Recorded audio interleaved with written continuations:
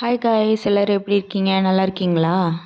இன்றைக்கும் டிஃப்ரெண்ட்டான ஐடியாவோட இறங்கிட்டேன் கைஸ். சும்மா பொழுது போகலன்னு சொல்லி யூடியூப்பை பார்த்துட்டு இருந்தேன். அப்போ தான் இது பார்த்தேன். இதுக்கு பேர் hot chocolate bread pudding guys.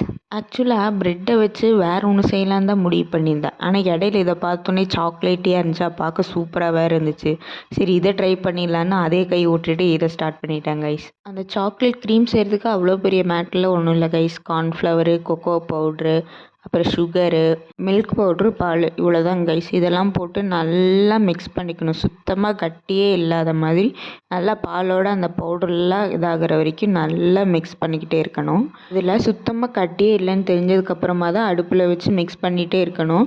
நான் கூட 1/2 மணி நேரம் ஆகும் அது கெட்டியாகிறதுக்கு அப்படின்னு நினச்சேன். ஆனால் அதான் இல்லைங்க கைஸ், 5 மினிட்ஸ்லேயே நல்லா கெட்டியாயிருச்சு. அதுக்கப்புறம் ப்ரெட்டை வச்சு அதுக்கு மேலே அந்த க்ரீமை போட்டு அவங்க வந்து பெரிய ட்ரேயில் செஞ்சுருந்தாங்க. நான் வந்து அந்த மாதிரி பெரிய ட்ரேயில் செய்யலை. ஏன்னா கடைசியில் அது எண்ணெய் கழுவ விட்ருவாங்க. அதனால் இந்த லைன் ரைஸ் பாக்ஸே நான் எடுத்துட்டேன் கைஸ். அதுதான் நம்மளுக்கு கரெக்டாக இருக்கும். அதுக்கு மேலே ப்ரெட்டை வச்சு மறுபடியும் க்ரீமை வச்சு அதுக்கப்புறம் ஃப்ரிட்ஜுக்குள்ளே செட்டில் பண்ணிட்டேன் கைஸ். 1 hour later.